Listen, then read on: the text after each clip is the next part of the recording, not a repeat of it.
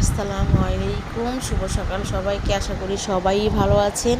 দেখতেই পাচ্ছেন একটা রুটি, আমি এটা দিয়ে আজকে মাংস পিঠা বানাবো। প্রথমেই রুটি বানিয়ে নিয়েছি, তারপর মাংসের পুরটা রুটি দিয়ে দিব রুটির উপরে, তারপর খুব সুন্দর করে ভাজ করে রুটি পিঠার আকৃতি করে, তারপরে এই তো পিঠার সাজ দিয়ে পিঠাটাকে খুব সুন্দর করে কেটে নিলাম। আসলে এভাবেই মাংস পিঠা বানানো হয়, আর এই পিঠাটা খেতে কিন্তু আসলে অসাধারণ। যারা আসলে মিষ্টি পিঠা খেতে পারেন না তারা আসলে এই পিঠাটা ট্রাই করতে পারেন। আর যারা বানাতে পারেন না যে কিভাবে এই পিঠাটা এরকম করে বানাতে হয়, তাহলে আমার এই ভিডিওটা যদি সম্পূর্ণ দেখেন তাহলেই আপনারা আসলে এই পিঠাটা বানাতে পারবেন।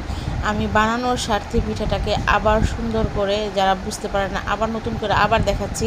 এই যে দেখলেন, পোড় দিয়ে নিলাম, তারপর দুই সাইড থেকে বন্ধ করে দিলাম রুটিটা, হাত দিয়ে চেপে চেপে, আপনারা এইভাবে হাত দিয়ে খুব সুন্দর করে চেপে চেপে দিবেন। তারপরে আমি এই তো পিঠার সাজ দিয়ে পিঠাটা খুব সুন্দর করে কেটে নিয়েছি। আপনারা ওইভাবে কেটে নেবেন।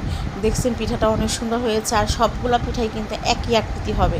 হাতটা এমনভাবে সেট করবেন যাতে পিঠার আকৃতিগুলো সবগুলাই একই রকম হয়।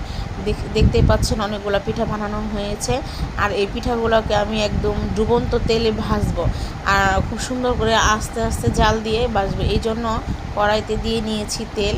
এই যে দেখতেই পাচ্ছেন একটা একটা করে আমি খুব সুন্দর করে আমি পিঠাগুলোকে দিয়ে দিব।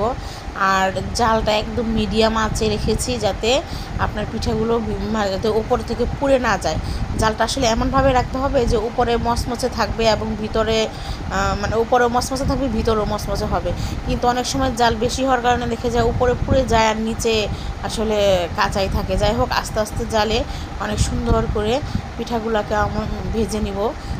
আসলে মচমচা করে ভেজে নিলে পিঠাগুলো কিন্তু খেতে খুব মজা লাগে। আর এই তো দেখতে পাচ্ছেন পিঠাগুলো অনেক সুন্দর হয়ে ভাজা হয়ে গেছে। এখন আসলে খাওয়ার উপযোগী। দেখতেই পাচ্ছেন খুব সুন্দর মচমচে পিঠা, আর খেতে কিন্তু খুবই ভালো লাগে। আর আপনারা এভাবে বানিয়ে খেলে বুঝতে পারবেন যে আসলে পিঠাটা কিন্তু অনেক মানে মজা। আমার ভিডিওটা সবার ভালো লাগলে সবাই লাইক অ্যান্ড কমেন্ট করে পাশে থাকবেন। আল্লাহ হাফেজ।